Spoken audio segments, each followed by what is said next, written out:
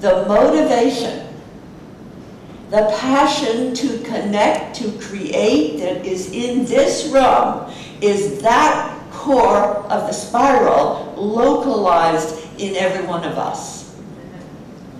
And when we say yes to that deeper passion, like Cynthia did when she was up here, and like Timmy has done here, and all of us have done, when we say yes to it, I have developed a new possibility, which I'm calling the evolutionary communion of pioneering souls with the divine evolutionary Godhead.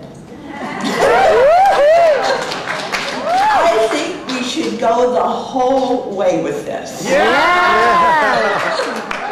I think we should recognize that when we get tired, when we might feel possibly something won't work, when the problems seem overwhelming, the evolutionary communion is that instantaneous reconnection with the force of creation, which is so incredibly, extraordinarily mysterious, having come from no thing at all to everything that is, and realizing, I believe, with all the teachings, all Michael Beckwith and Jack Canfield and on and on and on, what they're really telling us is that the core of the spiral is your passion to create.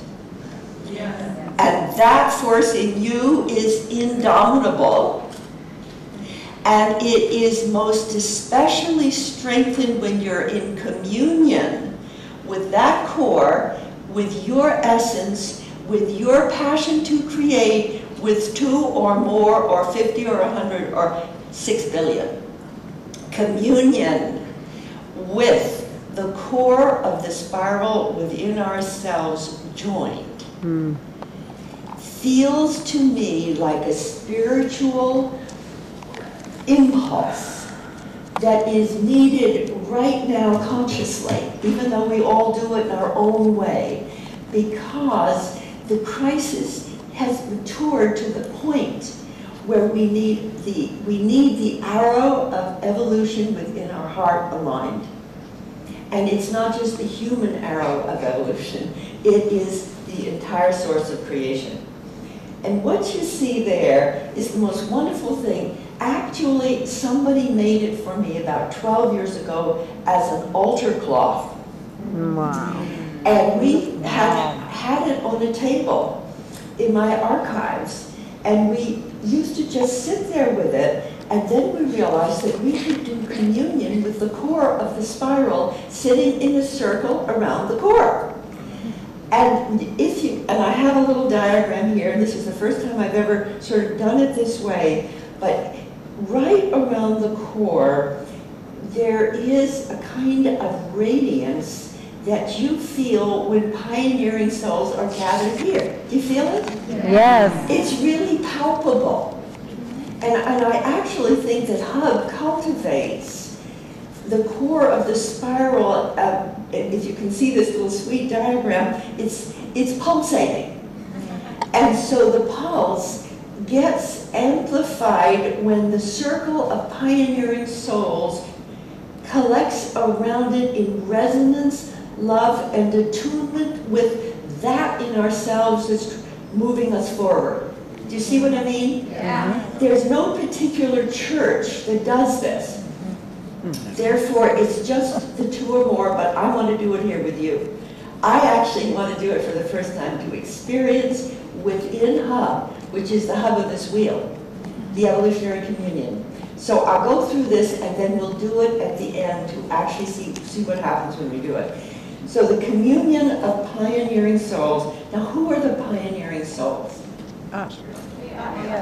I got this thought years and years ago when I was a housewife in Lakeville with 5 children, and I never had met a pioneering soul in my life, and I thought I was neurotic because with the 5 children and the husband, there was in me this huge longing to express, to create, to connect, and it was considered a neuroses by the Freudian analyst that you should want to have this.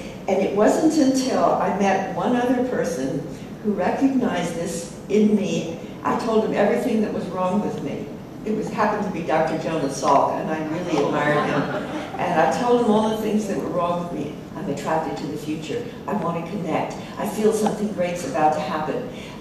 I'm sick. He said, Barbara, that's not what's wrong about you, that's what's right about you. Yes. You're an evolutionary mutant. Now that was in 1964. Thank you, Jonas.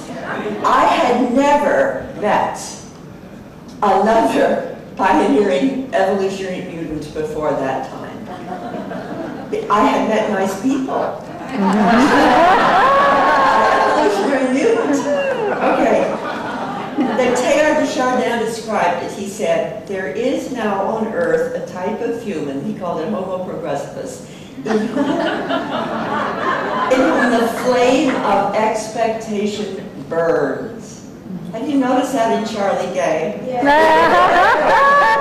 Who has a mysterious sense of the future as an organism progressing toward the unknown. In contrast, said Teilhard, to the bourgeois who would like to keep everything secure.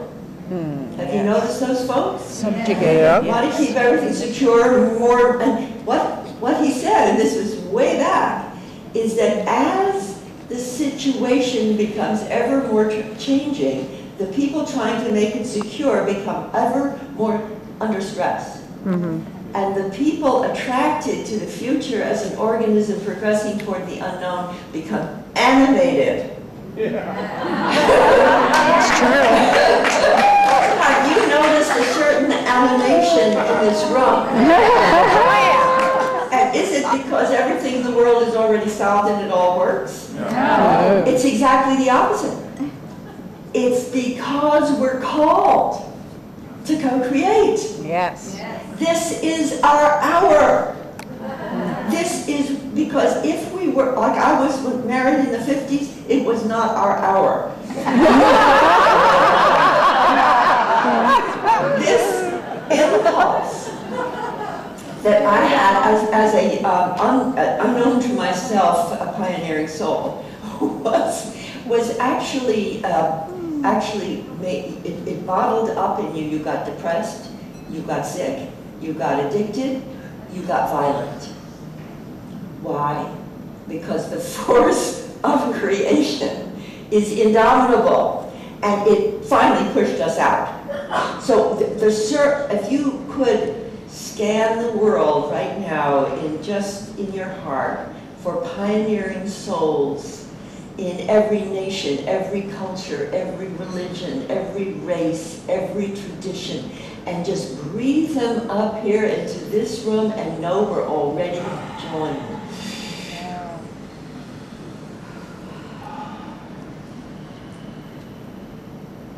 They are pulsing with the impulse of creation as their own localized yearning to express, to love, and create.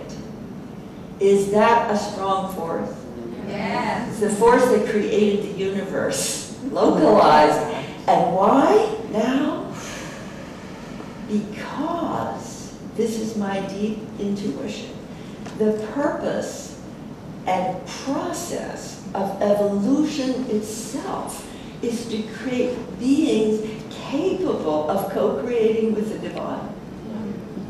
Wow. The purpose of this process. Now, there are some people who say it only comes from God on the outside. There are other people who say it's totally accidental. The ones that I feel connected with are saying it's a force rising in every atom, every molecule, every cell, and we are the generation on this planet born to a crisis sufficiently dramatic and real, like a birth. You can't deny the birth.